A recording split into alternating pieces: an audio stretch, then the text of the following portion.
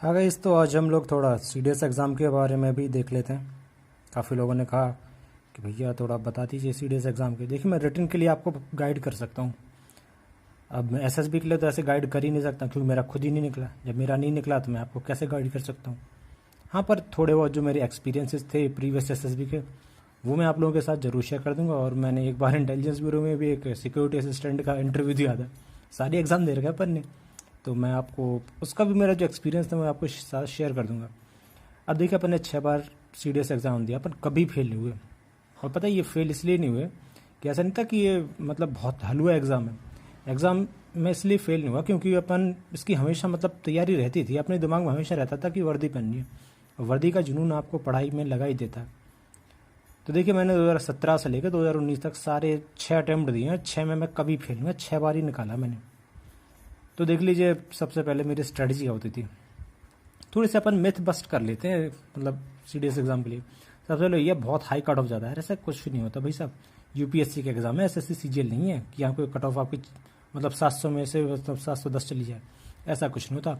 आप आज भी अगर मतलब हर सेक्शन में आप क्लैरिफाइंग मार्क्स ला रहे हैं, अगर आप क्वालिफाई कर जाते हैं जीके जीएस और अपना इंग्लिश और मैथ में, अगर आप बेसिक क्वालिफाई कर जाते हैं और आपका अगर एग्रीगेट मार्क्स कट ऑफ के इक्वल होता है तो आप कट ऑफ क्लियर कर जाते हैं। और भाई साहब, सीडीएस एंट्री हीरा एंट्री है। इस एंट्री के थ्रू आपके 98% चांस हैं कि आप कभी मेरिट आउट नहीं हो सकते। अगर कुछ खराब ही किस्मत रही है, मेडिकल वेडिकल में कुछ फंस गए, तब भले ही नहीं निकाल पाओ, वरना इस एंट्री से शानदार एंट्री नहीं है कोई। या तो एनडी है या सीडीएस। जो भी यूपीएससी एंट्री है वो बहुत अच्छी है, आपको थोड़ी इज्जत भी मिलती है जब आप वहाँ पे जाते हैं। तो अब देख ले मैं कैसे करता था। देखिए, मैं आपको बता दे रहा हूँ कि हमारे लिए क्या है। या अगर आप ओटीए में जाएंगे मतलब, तो आपको ओटीए में आपको इंग्लिश और जीके करनी है। और तो अगर आईएमए, एएफए या नेवल एकेडमी, तीनों की तो आपको ये इंग्लिश जीके मैथ देना है। अब भी अपने जो सीजीएल के धुरंधर हैं और भी नॉर्मल बंदे भी हैं, तो देखकर इंग्लिश इतनी टफ आती है नहीं, और मैथ भी कोई खास टफ नहीं आती है। मतलब बहुत टफ की चीज़ नहीं है। लोग इनमें फेल नहीं होते, मैं आपको ये बताना चाहता हूँ। फेल होते हैं जीके में, क्योंकि भाई साहब जीके का कट ऑफ मुश्किल से आपका 18 या 20 नंबर होता है, लेकिन बच्चों के उतने ही नहीं आ पाते हैं। क्यों? क्योंकि भाई साहब इसमें एक झोल है। एक क्वेश्चन हमारा जो जीके का होता है वो 0.833 मार्क्स का होता है, 1 नंबर का नहीं होता। और जो नेगेटिव मार्किंग होती है वो 1/3 होती है। तो 1/3 के खोपचे में आ जाते हैं अपन। तो धड़ाक से अपन कुछ ज़्यादा ही पेपर कर देते हैं, ज़्यादा गोले भर देते हैं, अपन नेगेटिव पे चले जाते हैं, तो फेल हो जाते हैं। फिर कहते हैं यार हमारे तो 150 नंबर आ रहे थे और पास नहीं कर पाए।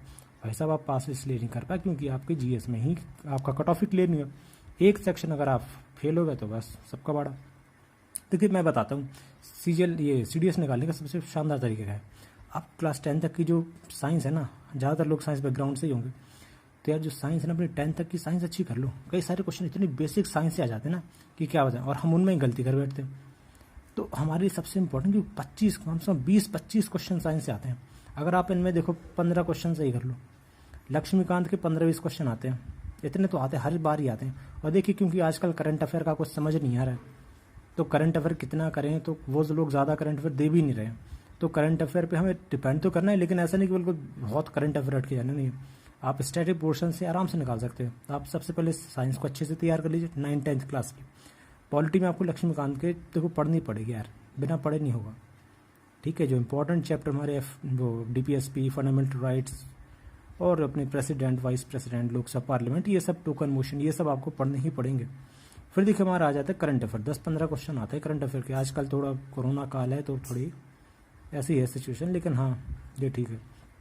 उसके बाद आपको जो हिस्ट्री पर्सन पढ़नी है, लूसेंट से पढ़नी है आपको। एंशंट मेडिवल भी लूसेंट से पढ़नी है और मॉडर्न से। हिस्ट्री पे ज़्यादा टाइम वेस्ट नहीं करना, ये बेकार सा बैठे इतना सारा सिलेबस है इसमें और जाने कहाँ से क्या आ जाए। अगर आप पढ़ सकते हो तो आप मॉडर्न हिस्ट्री पे थोड़ा ज़्यादा ध्यान दीजिए, इसके थोड़े ज़्यादा क्वेश्चन आ जाते हैं। ज्योग्राफी में क्या है, देखिए अगर आप बहुत सारा नहीं पढ़ पा रहे ना, तो आप कम से कम बेसिक जो न्यूज़ में जो साइट्स चली जैसे कहीं पे बम मार दिया अमेरिका ने, या किसी ने कुछ मतलब ज़्यादा आत्मघाती हमला हो गया, तो ऐसी साइट्स को, या कोई डैम बन रहा है, तो ऐसी चीज़ों को हमें थोड़ा ज्योग्राफी में ध्यान रखना। बस इतने ही है। आप अच्छे से, अगर मैं बता रहा हूँ, अगर आप पॉलिटी और साइंस और थोड़े बहुत करंट अफेयर कर ले तो आपके 30 क्वेश्चन सही हो जाएंगे। अगर आपके 30 क्वेश्चन सही हो मतलब आपके लगभग 24 नंबर आ जाएंगे, और 24 नंबर आपके आ जाएंगे तो आप क्वालिफाई कर जाएंगे, कोई नहीं रोक सकता आपको। देखिए, ओटीए में पास करने के लिए आपको मिनिमम 85+ मार्क्स चाहिए। तो देखिए मैंने बता रखा है कि कितने मार्क्स पे आपको क्या करना है। आपको 65 नंबर लाने इंग्लिश में और 20 नंबर लाने जीके में। आपका शुद्ध पक्की में आपका सिलेक्शन हो जाएगा। ये बिल्कुल बात फर्जी है कि बहुत कट ऑफ जा रहा है, बहुत कट ऑफ। यार कैसे कट ऑफ वट ऑफ कहीं नहीं कुछ जा रही है, बच्चे नहीं निकाल पा रहे तो क्या करें।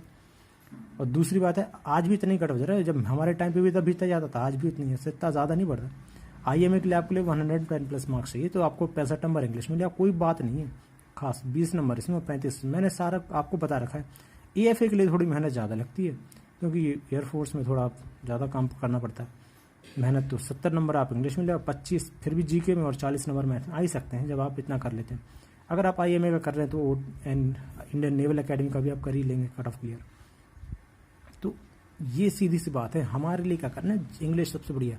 इंग्लिश में आप जितना ज़्यादा स्कोर कर लोगे उसके बाद आपको मुश्किल से 25-30 नंबर 20-25 नंबर लाने हैं GS में। तो OTA तो आपका बिल्कुल आँख मूंद के क्लियर हो जाता है। अब मैंने किया, इतनी बार बार किया है। और देखिए मैं आपको ये फर्जी ज्ञान नहीं दे रहा हूँ, मतलब आपको लगे कि मैं ऐसे बता रहा हूँ। अभी मैं आप लोगों को इसमें मार्कशीट में शेयर कर दूंगा जो मैंने आखिरी में दी थी। मेरे 104 नंबर थे रिटर्न में, हाँ, और मेरे 38 नंबर थे, 38.6। तो ऐसा नहीं है कि एकदम फर्जी बात बता रहे हैं। टफ एग्ज़ाम है और इतने 38 नंबर लाना बड़ी बात होती है, क्योंकि इसमें अपन ने बहुत सारे क्वेश्चन सही किए थे तब जाके इतने नंबर आए थे। तो देखिए सबसे इम्पोर्टेंट टॉपिक आपका यही है कि आपको GK में पास होना है। अगर आप GK में पास हो जाते हैं और इंग्लिश और मैथ में अगर आप मतलब 35-40 नंबर ले आते हो, और इंग्लिश में तो देखिए ज़्यादा लाने पड़ेंगे। आप ऑफिसर के लिए जा रहे हैं तो आपकी इंग्लिश तो अच्छी होनी चाहिए ना।